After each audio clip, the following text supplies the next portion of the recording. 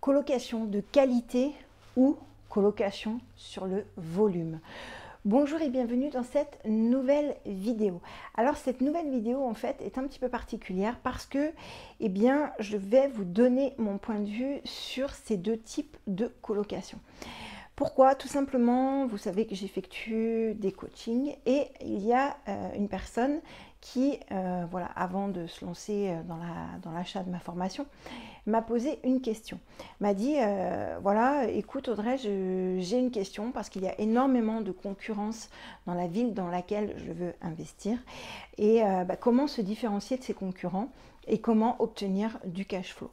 Alors, pour le coup, la ville dans laquelle cette personne a choisi d'investir, parce que cette personne est déjà en cours d'achat d'un appartement, et cette ville est dans la couronne parisienne, dans la région parisienne. Donc c'est vrai que, je pense que vous le savez un petit peu comme moi, lorsqu'on est vraiment dans des grandes villes, pour obtenir du cash flow, il faut avoir une stratégie différente de celle qu'on peut avoir lorsque l'on est dans des villes moyennes, voire dans des plus petites villes. Ça veut dire quoi? Ça veut dire que concrètement, ce que je recommande sur les villes chères, donc je vais dire sur les grandes villes, telles que Paris, région parisienne, Lyon, etc., Bordeaux, Toulouse, les grandes villes, pour être rentable par rapport au prix d'achat, au prix des travaux, etc., notamment par rapport au prix d'achat, il va falloir tout simplement viser sur au moins du 4 chambres. Alors forcément, qui dit 4 chambres dit un prix d'achat malgré tout un peu plus important, puisque la surface sera un peu plus importante normalement que celle qu'on aurait pour un 3 chambres. Et encore, ça ne veut rien dire. Alors, forcément, si on n'est pas très rentable, c'est pas évident d'être rentable dans du 3 chambres lorsqu'on est en région parisienne. Et donc c'est pour ça que je lui ai recommandé de partir sur au moins sur un 4 chambres. Par contre, l'appartement qu'il est en train d'acheter est un 3 chambres. Donc, il m'a dit concrètement comment je fais pour avoir du cash flow. Donc, il m'a expliqué un petit peu sa situation. Donc, je lui ai dit effectivement ce que j'en pensais. Il a dit, pour être rentable, il faut que je sois vraiment sur une location en haut du panier. Mais alors, vraiment, vraiment en haut du panier. Et j'ai peur que si je suis trop gourmand en termes de loyer à demander, que je n'ai personne. Alors, un de mes mentors disait que, m'avait dit, Audrey, il y aura toujours des hôtels Formule 1 et des premières classes, et il y aura des hôtels 7 étoiles. Je repense à un de mes voyages à Dubaï. Et il dit, il y aura toujours en fait une clientèle pour chacun de ces types d'hôtels, sans étoiles ou extrêmement lumineux extrêmement onéreux avec 7 étoiles, 5 étoiles, 7 étoiles. Et il y aura toujours en fait un public qui va correspondre au type d'établissement. Donc c'est la raison pour laquelle je lui ai dit sincèrement, pour moi, la concurrence n'est pas un problème parce qu'on n'est pas forcément sur les mêmes gammes et sur les mêmes profils de personnes. Par contre, il faut que tout soit en cohérence avec ce que l'on demande. C'est-à-dire que concrètement, il y a des personnes qui vont dire « Oui, Audrey, je préfère faire un 5 chambres. » D'accord? Ok, alors si vous voulez faire un 5 chambres, vous ne pouvez pas... Après, ça dépend, il y a toujours à prendre avec des pincettes. Si vous avez un 5 chambres dans un 200 mètres carrés, oui, ça va fonctionner. Par contre, si vous avez un 5 chambres dans un 60-70 mètres carrés, là, ça va être un peu plus problématique. Ça voudra dire que les chambres seront plus petites. Donc, en fait, toujours pareil. En fonction de l'endroit où vous habitez, plus vous avez de chambres, moins vous allez faire de qualité. Parce qu'il est clair que de vivre avec 4 autres personnes, dans le cas d'un 5 chambres, ça va être beaucoup plus compliqué. Par contre, vous allez être, vous, par rapport à votre prévisionnel, être obligé de baisser les prix. Je vais vous donner un exemple. C'est-à-dire que si, par exemple, vous avez eh bien, vous avez un appartement que vous voulez louer, admettons, en 3 chambres à 400 euros, et que vous êtes, entre guillemets, en haut du panier avec ce tarif-là, eh bien, potentiellement, sur un 5 chambres, même si vous partez sur du 350-400 euros, vous ne remplirez pas, ou alors vous aurez énormément de turnover. Il y aura beaucoup de carences locatives. Tout simplement parce que il faudra accentuer, enfin, vous aurez un coût supplémentaire par rapport aux travaux, parce qu'il va falloir, eh bien, isoler du bruit, enfin, isoler phoniquement au maximum les cloisons entre les chambres. Donc ça, c'est pas évident. Donc si vous isolez, bref, vous allez perdre de la place, ça c'est encore autre chose. Mais voilà, plus il y a de personnes, moins c'est agréable à vivre.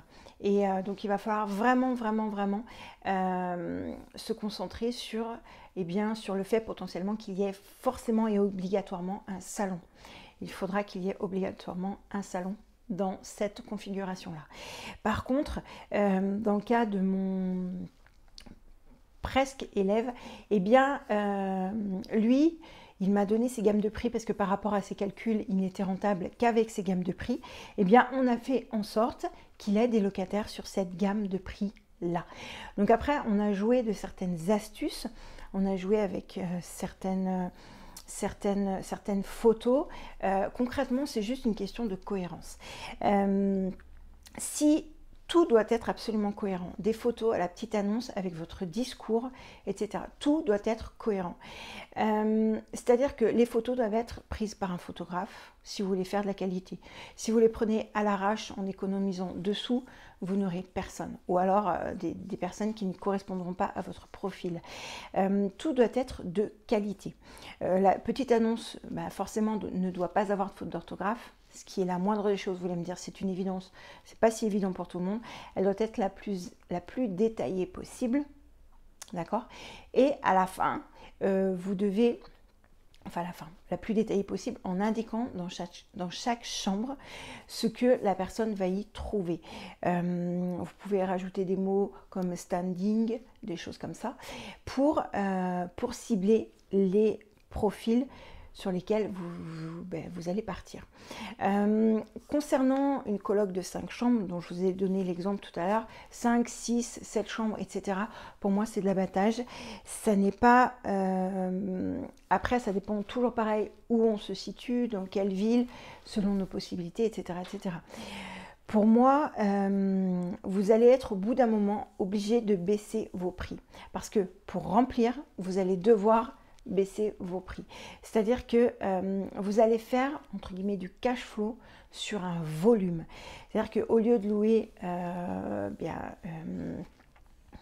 par exemple, 4 chambres à 400 euros, ça, ce qui reste encore très correct, voilà, donc au lieu d'avoir les 1600 euros, et bien là, vous allez potentiellement être obligé d'avoir 5 chambres à 250 euros. Et c'est pas tout à fait la même chose parce que le tarif auquel vous avez payé l'appartement, les prestations, etc. ne sera pas le même. Par contre, vous allez faire du cash flow, mais sur le volume. Donc, il faut que vous en soyez conscient. Et vous aurez plus de pertes que entre guillemets, que les autres personnes qui vont miser sur de la location à long terme par rapport à leur colocation. D'accord? Voilà, donc c'est vraiment une question de positionnement. Ça, c'est vraiment essentiel. Lorsque l'on fait le choix de gagner de l'argent dans l'immobilier, c'est une question de positionnement.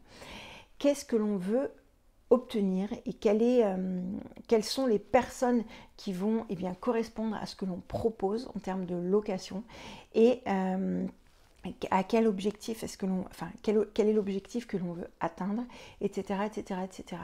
Clairement, vous ne pouvez pas faire de la qualité s'il n'y a pas de cohérence. Mais par contre, vous pouvez faire effectivement de l'abattage, voilà, de la location, ce que j'appelle type industriel. Personnellement, je n'en suis absolument pas fan. Je préfère vraiment avoir de la qualité parce que je préfère avoir un petit peu moins de locataires, mais qu'ils restent plus longtemps dans les lieux, ce qui est toujours le cas. Et surtout, après, c'est juste une question il faut toujours voir sur du moyen, voire du long terme. C'est-à-dire que, entre guillemets, moins vous avez de personnes, moins vous avez besoin de renouveler le matériel, le frigo, le four à micro-ondes, etc., etc.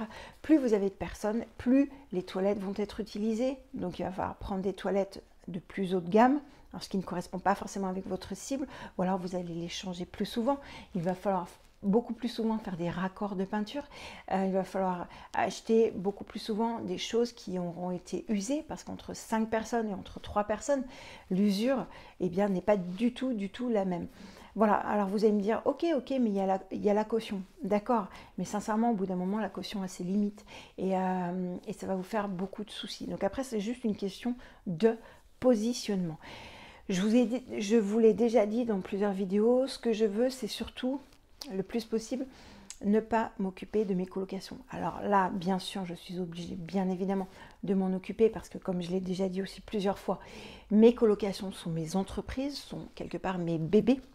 J'ai besoin que les gens à qui je les confie, même si les personnes me payent un loyer, eh bien, soient bien dedans pour que moi je sois bien, que je puisse dormir la nuit.